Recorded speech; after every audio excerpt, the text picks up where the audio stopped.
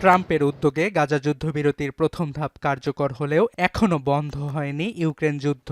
Reuters জানায় রোববারও পাল্টাপাল্টি সংঘর্ষে জড়িয়েছে ক্রেমলিন ও কিয়েভ। রুশ প্রতিরক্ষা মন্ত্রণালয় জানায় গেল ২৪ ঘণ্টায় ইউক্রেনের একাধিক স্থানে হামলা চালিয়েছে দেশটির সেনাবাহিনী।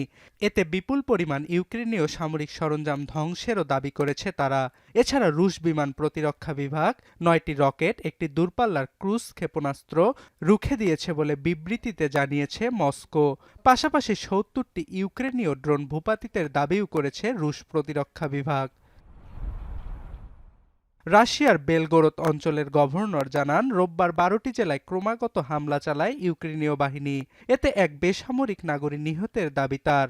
অন্যদিকে রোববার রাশিয়ার সৈন্যদের বিরুদ্ধে ইউক্রেনের জ্বালানি অবকাঠামোতে হামলার অভিযোগ তুলেছে কিয়েভ। দোনেৎস্ক, ওডেসা ও চেরনিহিভ অঞ্চলের একাধিক জ্বালানি স্থাপনা ক্ষতিগ্রস্ত হয়েছে বলে দাবি ইউক্রেনের। এছাড়া রোববার রুশ বাহিনীর কাছে দখল একটি গ্রাম পুনরুদ্ধারের দাবিও করেছে কিয়েভ।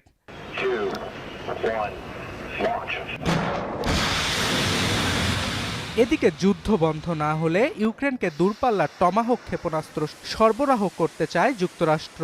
ইসরায়েল সফরের আগে সাংবাদিকদের একথা বলেন ট্রাম্প।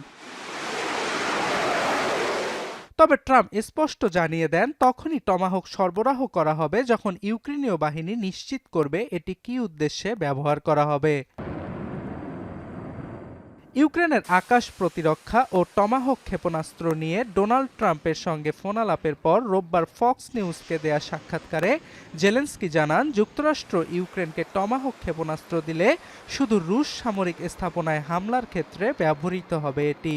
Так, це працює, знаєте, у двох напрямках. Отже, росіяни продають енергію, отримують гроші і вкладають їх у військові цілі. টমাহক ক্ষেপণাস্ত্র ইস্যুতে ইতোমধ্যে বেশ কয়েকবার ওয়াশিংটনকে সতর্ক করেছে মস্কো। অর্ণব প্রসাদ, এখন বিশ্ব। কালার এক্সপার্ট, জর্জ স্যাপ এবং মাইল্ড অন হ্যান্ডস টেকনোলজি সমৃদ্ধ অরিক্স ক্রিস্টাল ওয়াশ আপনার লন্ড্রি এক্সপার্ট।